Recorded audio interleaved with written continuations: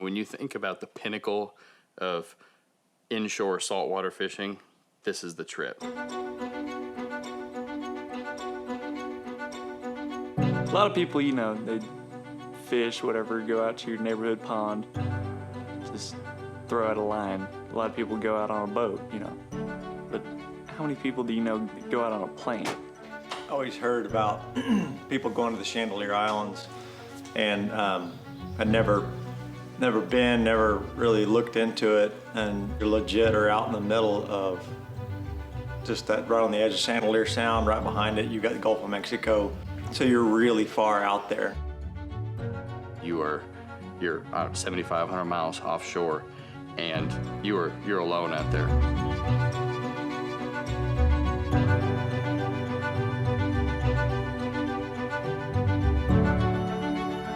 That's part of the adventure. That's part of what draws me to it. It's kind of like elk hunting in the backcountry, right? You're away from civilization. You're out there. You're on your own.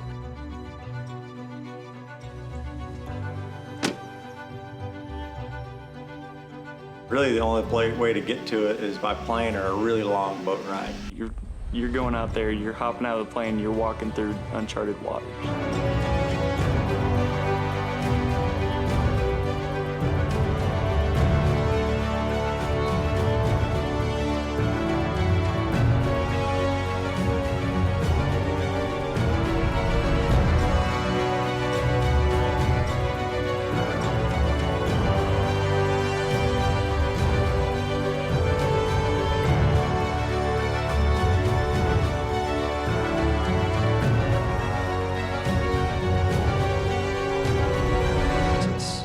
It's a once-in-a-lifetime thing.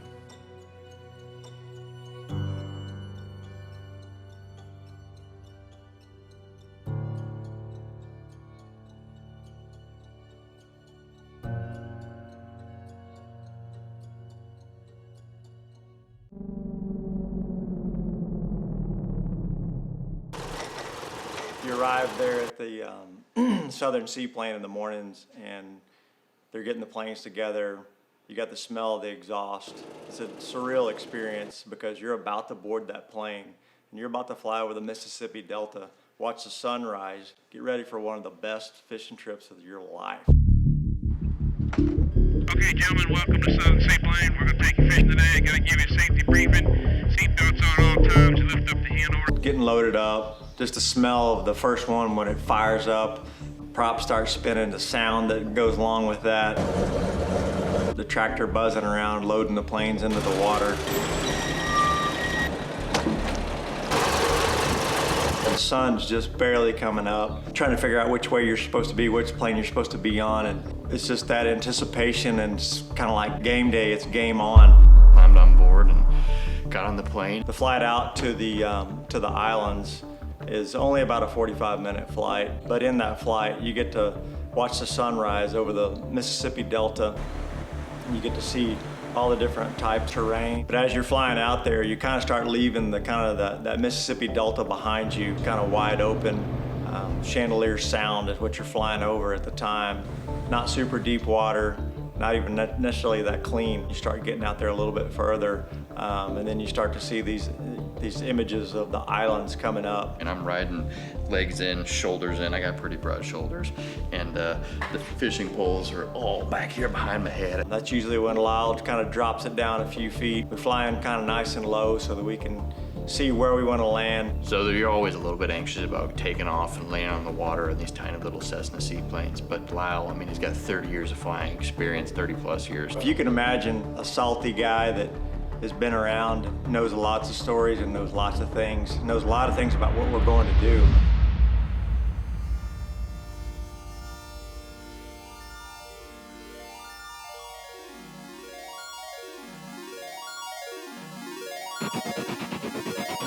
Most kids had hot rods in high school. I grew up with airplanes. When I was 16 years old, I had my private license. So in high school, I was flying float planes. My father was the founder of Southern Seaplane. When I was 18, I had got my commercial license, so I've been flying since 1972.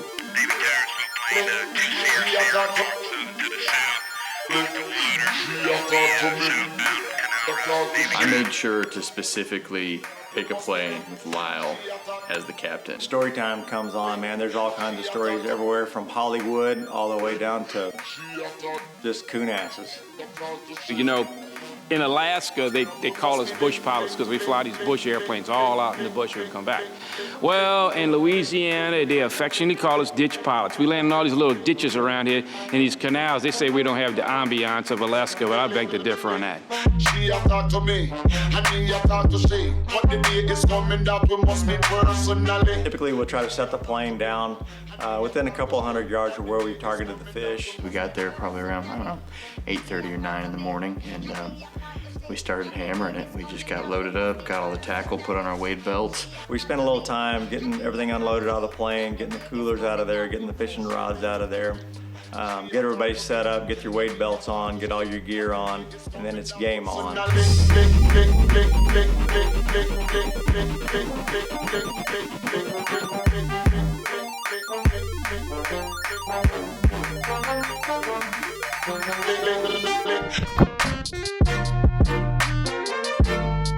Trout slicks pop up behind you. You turn around, spin around, throw into them, get hooked up, multiple bow ups, guys looking over left and your right, and guys are all bowed up, catching the same school of fish that you're catching.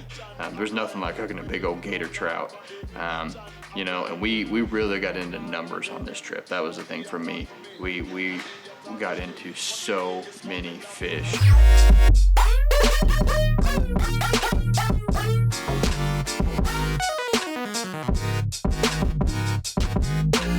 There was just points where it was just every cast you just throw, bam!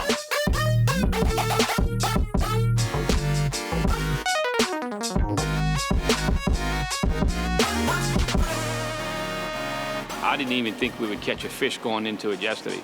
But you know, when you first get in the water, you first get the cline in the water and they get to fishing, it's always a relief on your mind when you see them drag in a 2-pound trout or 3 or 4 trout and have 3 or 4 guys hooked up at the same time. Within an hour or so, we've got 10, 12, 14 fish on the stringer.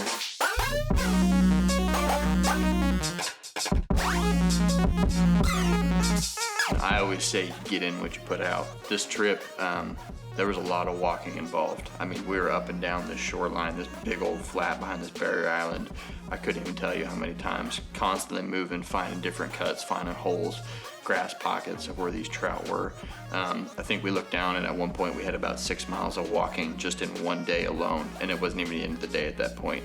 And that's, you know, dragging 20 to 50 pounds of fish behind you, and then all of your gear and equipment and everything else, plus you're wading in waist deep water. Before you know it's noon and you're starving and you don't even realize that, you know, you've been there for 4 hours, and just because you're having such a blast.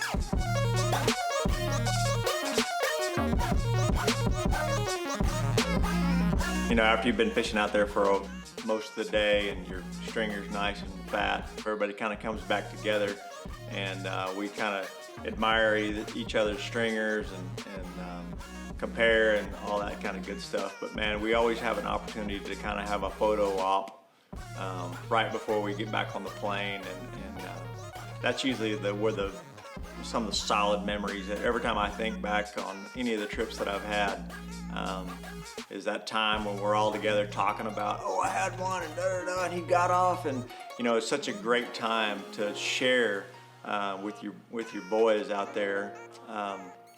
Just being able to just kind of come back together and re-experience and relive the day, just even before you even get on the plane.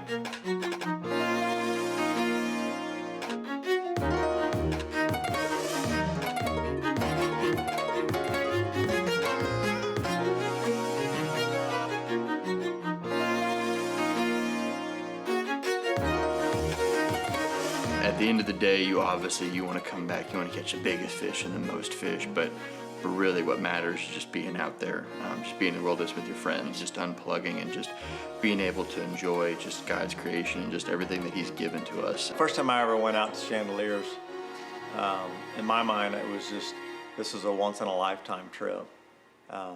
We got out there and had a great time. decided to go back the next year and quickly realized our once-in-a-lifetime trip just turned into an annual trip.